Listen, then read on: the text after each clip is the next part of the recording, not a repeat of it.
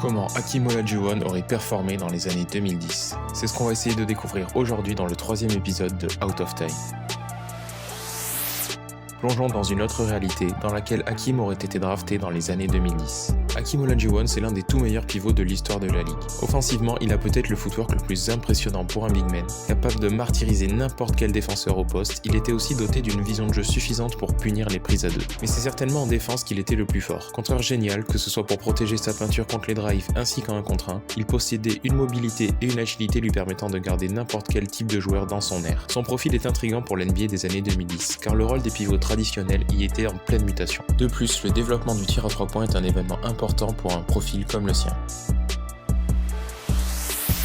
La draft 2013 est considérée comme très faible par les scouts NBA, mais au milieu de l'ensemble des prospects, Olajuwon est vu comme le clair numéro 1 pour une raison simple. Même si son potentiel, certain en attaque, ne se réalise pas, il sera une superstar défensive. Ce niveau plancher très élevé conjugué à la possibilité d'en faire un monstre offensif convainc sans difficulté les Cavs de le sélectionner avec leur premier choix.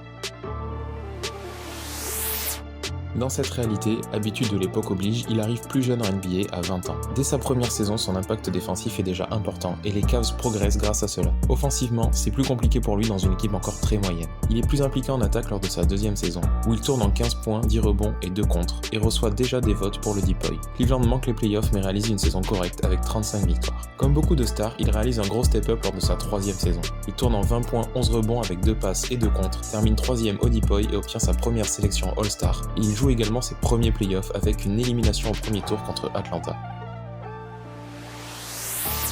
À l'été 2016, Cleveland profite de son cap space pour enregistrer les arrivées de Harrison Barnes sur le poste 3 et de George Hill qui peut jouer 6e homme, comme aux côtés de Kyrie sur le backcourt. Ces arrivées vont permettre l'éclosion de Hakeem offensivement. Dès la saison suivante, les additions portent leurs fruits. Les Cavs deviennent l'une des défenses les plus solides de la ligue et l'attaque progresse autour de Hakeem.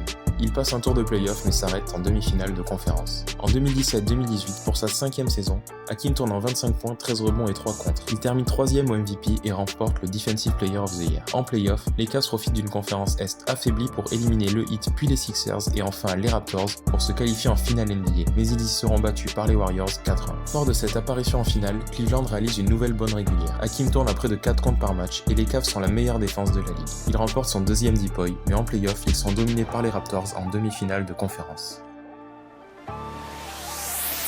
Certains de posséder un joueur dominant, les Cavs souhaitent l'entourer encore mieux, et à l'été 2019, ils récupèrent Jimmy Butler en provenance de Philadelphie. Avec Butler, Cleveland possède désormais un second ball handler aux côtés de Kyrie, et ajoute un défenseur élite. De son côté, Hakeem devient un hub offensif au poste haut, et travaille son 3 points. Pour la première saison du trio, Hakeem termine 2e au MVP et les Cavs 2e à l'Est. Il remporte la finale de conférence contre Boston, puis la finale NBA face aux Lakers. Hakeem remporte son duel face à AD, et il est élu MVP des finales en 29, 11, 3 et 3. En 2021, Hakeem termine MVP en 27, 13, 4 et 3. Ces Cavs écrasent l'Est en régulière comme en playoff face aux Bucks en finale de conférence, puis face aux Suns en finale. 2e titre et 2e Finals MVP pour Hakeem. Après une nouvelle grosse régulière, il remporte son 3e DPOY. Mais les Cavs tombent en finale de conférence 4-3 contre les Celtics. Malgré une moins bonne régulière en 2023, Cleveland reste une place forte à l'Est et arrive en forme en playoff. En demi-finale de conférence, ils prennent leur revanche face aux Celtics puis disposent des Knicks. En finale NBA, après un duel de légende contre Jokic, les Nuggets l'emportent 4-2. L'année suivante, les blessures viennent compliquer la saison des Cavs, qui terminent seulement 5e à l'Est et sont éliminés par les Celtics 4-1 en demi-finale de conférence.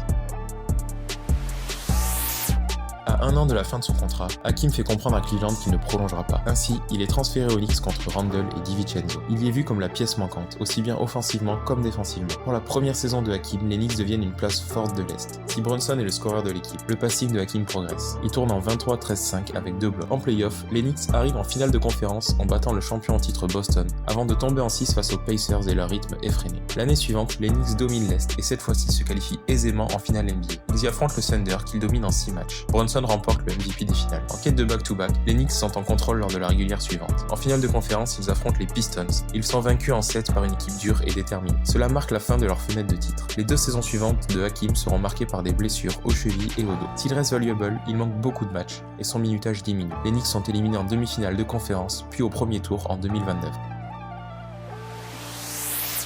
Hakeem annonce sa retraite et laisse derrière lui un palmarès impressionnant avec 3 DPOY, 3 titres, 2 Finals MVP et 1 MVP de saison régulière. Incontestablement, il est l'un des meilleurs pivots de l'histoire, celui qui a fait la transition entre les pivots traditionnels et les pivots modernes. Si tu as aimé ce contenu, retrouve-en d'autres sur ma page. N'hésite pas à liker, à commenter et à t'abonner.